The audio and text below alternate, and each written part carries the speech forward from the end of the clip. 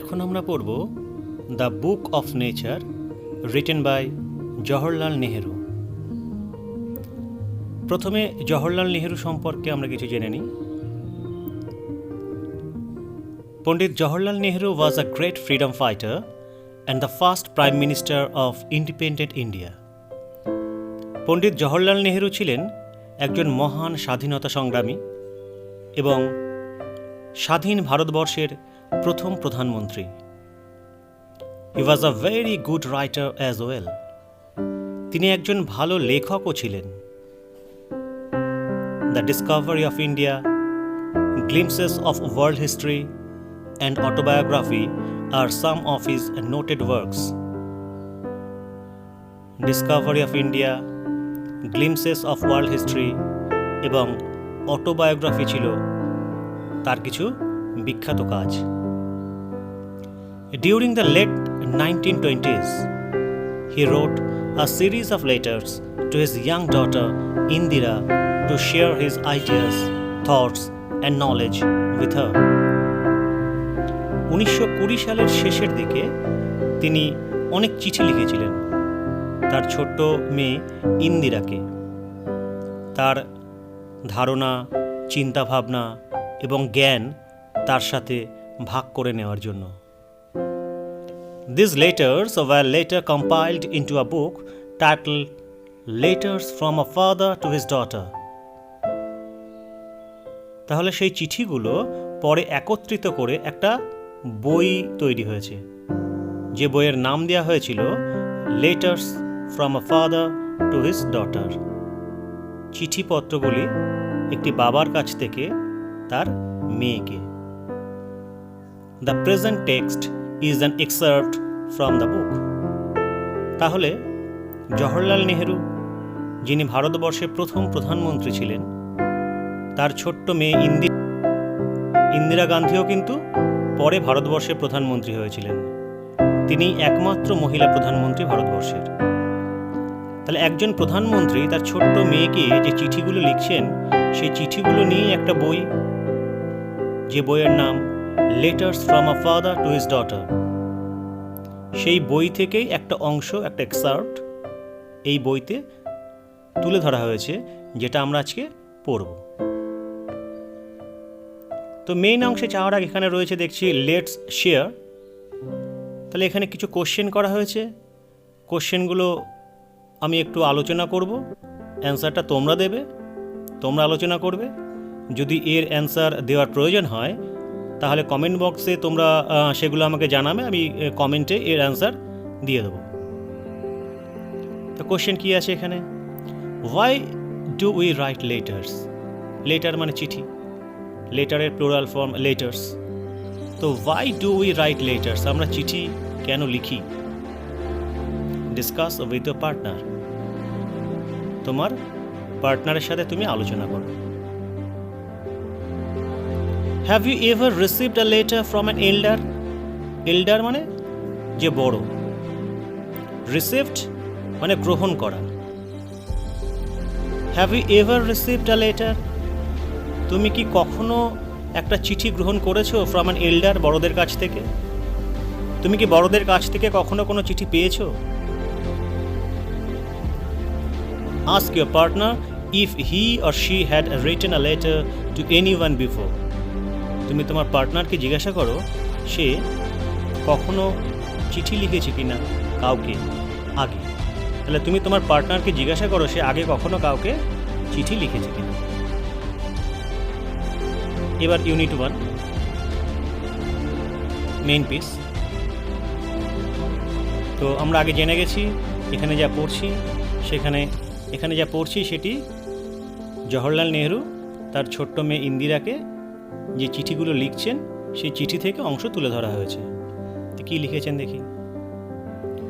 When you and I are together, you often ask me question about many things and I try to answer them.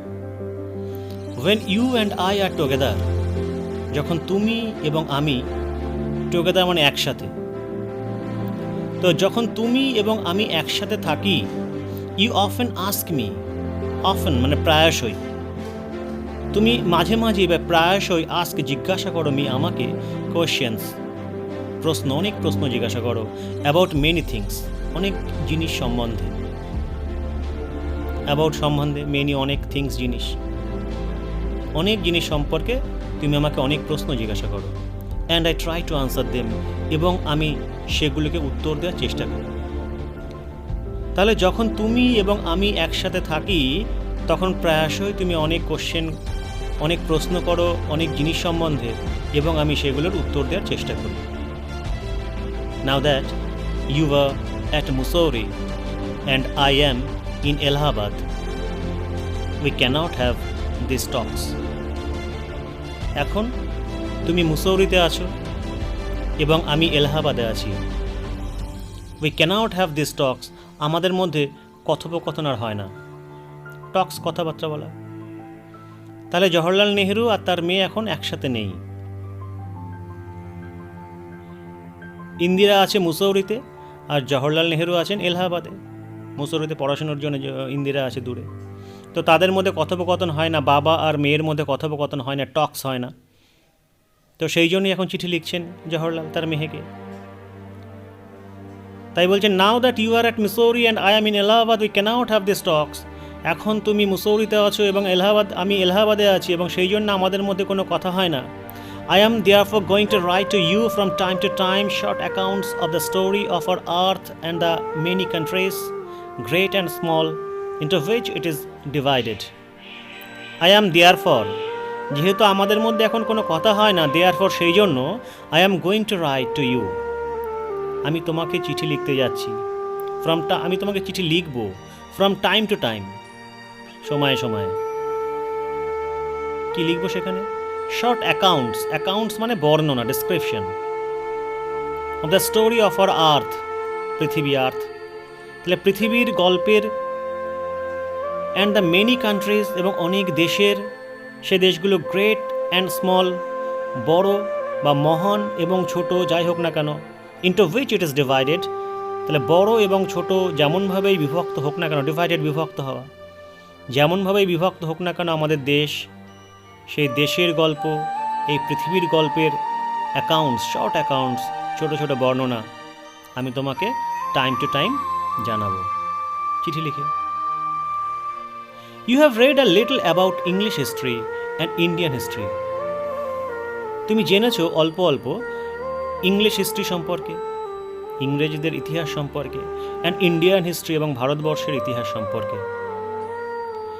But England is the only a little island, and India, though a big country, is only a small part of the earth's surface.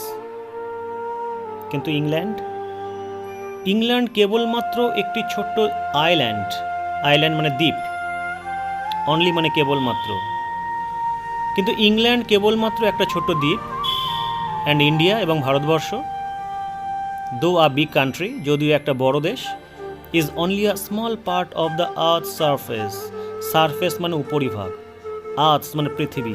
তাহলে earth surface মানে পৃথিবীর উপরিভাগ।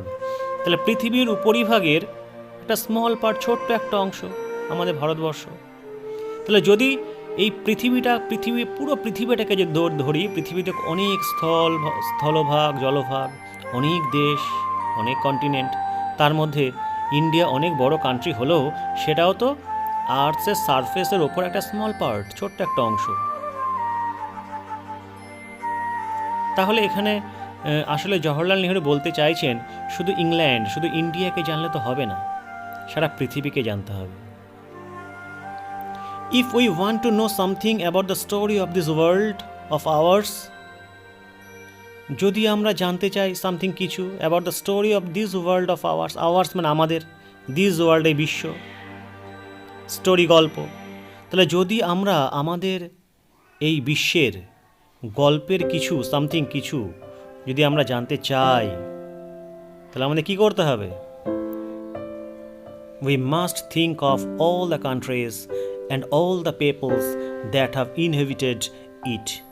তাহলে আমাদের অবশ্যই জানতে হবে সমস্ত দেশের কথা, সমস্ত মানুষের কথা, সমস্ত জাতির কথা যারা ইনহেবিটেড ইট, যারা এই পৃথিবীতে বাস করে। ইনহেবিটেড মানে বাস করা। তাহলে এই পৃথিবীতে যত দেশ আছে, যত মানুষ আছে, যত জাতি আছে, যারা এই পৃথিবীতে বাস করে, যারা এই পৃথিবীতে ইনোভেটেড করে, তাদের সম্বন্ধে আমাদের জানতে হবে। তবেই আমরা পৃথিবী সম্পর্কে, এই ওয়ার্ল্ড সম্পর্কে জানতে পারবো। And not merely of one little country where we may have been born. এবং মেয়ারলি মানে কেবলমাত্র একটা ছোট্ট দেশ সম্পর্কে নয়, যে দেশে হয়তো আমরা জন্মগ্রহণ করেছি, শুধুমাত্র সেই ছোট্ট দেশ সম্পর্কে জানলেই হবে না।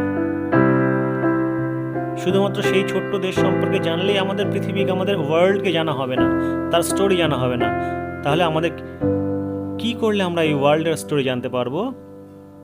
আমাদের এই ওয়ার্ল্ডে যত কান্ট্রি আছে, যত পিপল আছে, তাদের সম্পর্কে জানতে হবে।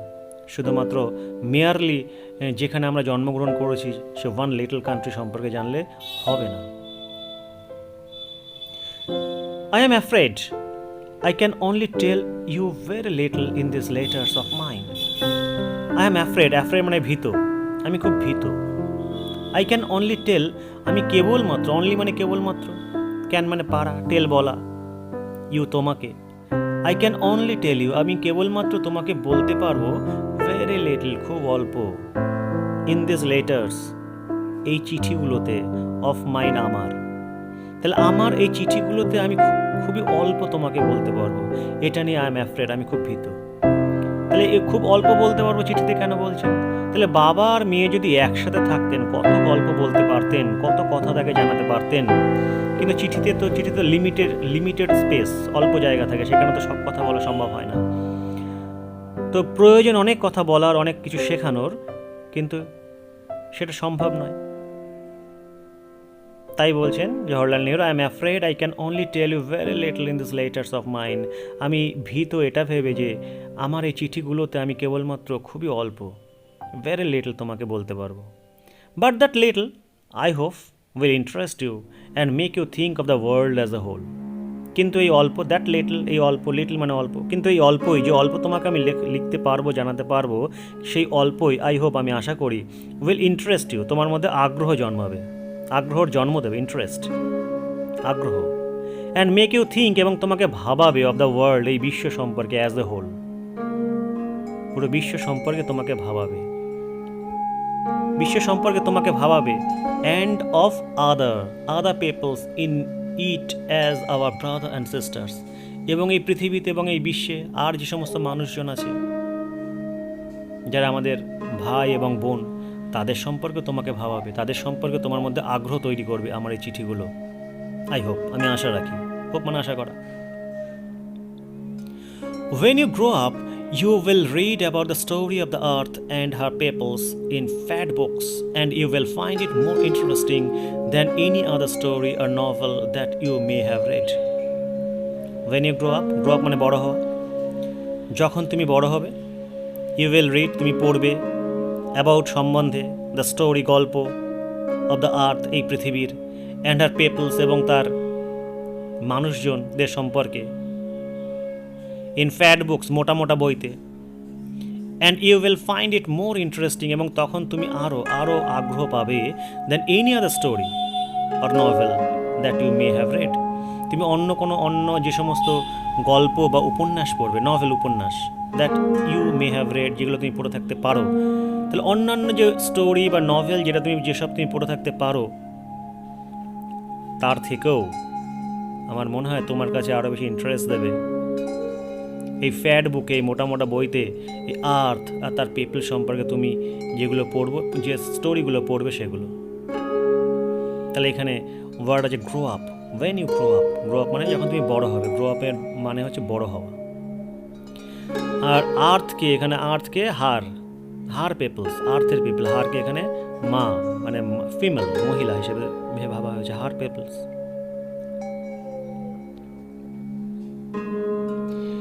You know, of course, that our earth is very, very old, millions and millions of years old. তুমি জানো, অফকোর্স অবশ্যই, দ্যাট যে আওয়ার আর্থ আমাদের পৃথিবী ইজ ভেরি ভেরি ওল্ড, আমাদের পৃথিবী খুব খুব পুরনো। কত পুরনো? Millions of years old, million তার বয়স। 10 লাখে 1 মিলিয়ন হয়, মিলিয়ন আমাদের পৃথিবীর বয়স। And for a long time there were no men or women living in it. এবং for a long time, দীর্ঘ সময় ধরে সেখানে কোনো পুরুষ বা মহিলা, কোনো মানুষই সেখানে বাস করতো না। No men or women living in it. Before the men came, there were only animals. মানুষের আসার আগে এখানে কারা থাকতো? Only animals, কেবলমাত্র পশুরা থাকতো। And before the animals, there was a time when no kind of life existed on the earth. Existed মানে অস্তিত্ব, বর্তমান থাকা। No kind of life existed. তাহলে মানুষের আগে before the men came there are only animals, মানুষের আগে কেবলমাত্র অ্যানিম্যালরা এসেছিল এই পৃথিবীতে, পশুরা এসেছিল। অ্যান্ড বিফোর দ্য অ্যানিম্যালস, এবং পশুদের আগে দেয়ার ওয়াজ এ টাইম, একটা সময় ছিল, ওয়েন যখন no kind of life existed on the earth, কোনো লাইফের নো কাইন্ড অফ লাইফ, কোনো জীবনের অস্তিত্বই বর্তমান ছিল না। এক্সিস্টেড বর্তমান থাকা, no kind of life existed, কোনো জীবনের অস্তিত্বই বর্তমান ছিল না অন দ্য আর্থ, পৃথিবীতে। তাহলে আগে কোনো জীবনের অস্তিত্বই ছিল না, no life was there on the earth.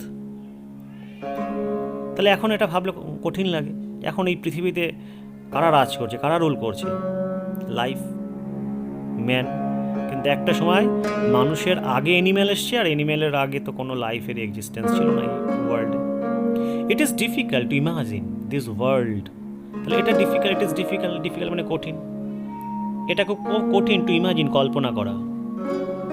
This world, এই বিশ্ব, অফ আওয়ার্স, এই যে আমাদের যে বিশ্ব, which is so full today of all kinds of animals and men, যেটা আছে পরিপূর্ণ সমস্ত ধরনের অ্যানিম্যালস অ্যান্ড মেন, অ্যানিম্যালস মানে পশু, মেন মানুষ, সমস্ত ধরনের পশু এবং মানুষের যে বিশ্ব আজকে পরিপূর্ণ, সেটা একসময় to be without animals and men ছিল, without মানে ছাড়া, ব্যতীত।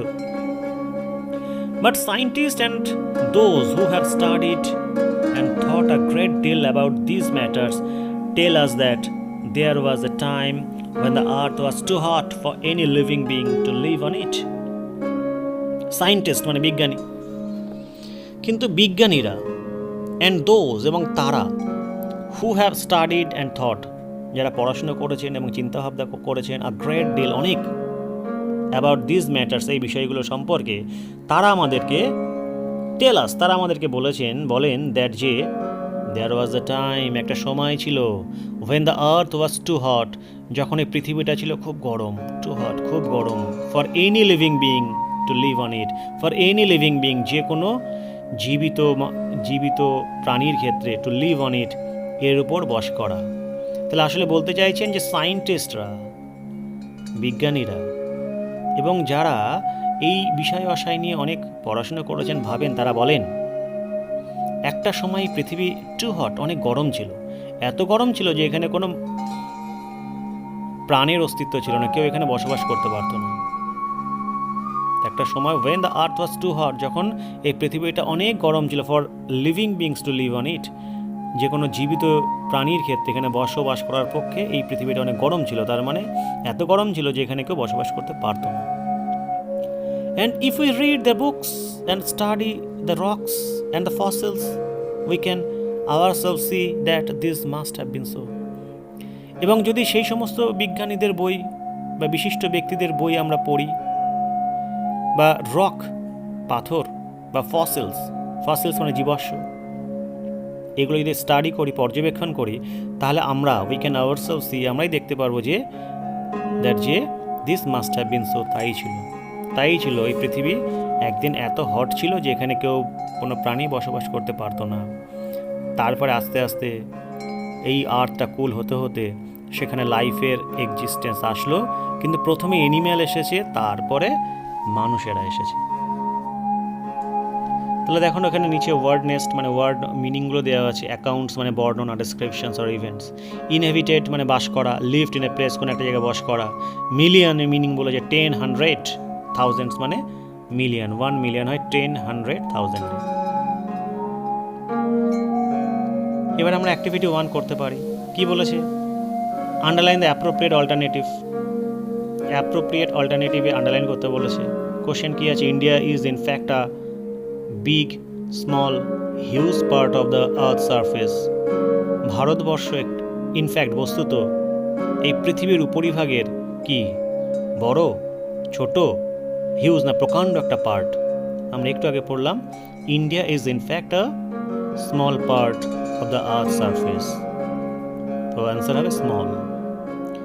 Next B, once upon a time the earth was too cold, dark, hot for any living being to survive. once upon a time কোন একটা সময়ে পৃথিবীটা ছিল খুব ঠান্ডা, অন্ধকার, গরম, ফর এনি লিভিং বিইং, যে কোনো জীবিত প্রাণীর ক্ষেত্রে টু সার্ভাইভ, বেঁচে থাকার জন্য। তাহলে একদা কোনো এক সময় পৃথিবীটা খুব কী ছিল? হট ছিল। The earth was too hot for any living being to survive, survive করার জন্য, বেঁচে থাকার জন্য খুব হট ছিল, খুব গরম ছিল। Answer hot. Next, fossils a type of wild animal, one kind of hard rock, the remains of old living beings. আমরা জানি ফসিলের মানে হচ্ছে জীবাশ্ম। তো জীবাশ্ম, the remains of old living beings, remains মানে পড়ে থাকা, ওল্ড লিভিং বিংস অনেক আগের কোনো প্রাণী, living beings, old living beings, তার যে রিমেইনস, যে বাকি অংশ, যে ছাপটা পড়ে আছে জীবাশ্ম, সেটা হচ্ছে ফসিল। এবার অ্যাক্টিভিটি 2 আমরা আলোচনা করতে পারি।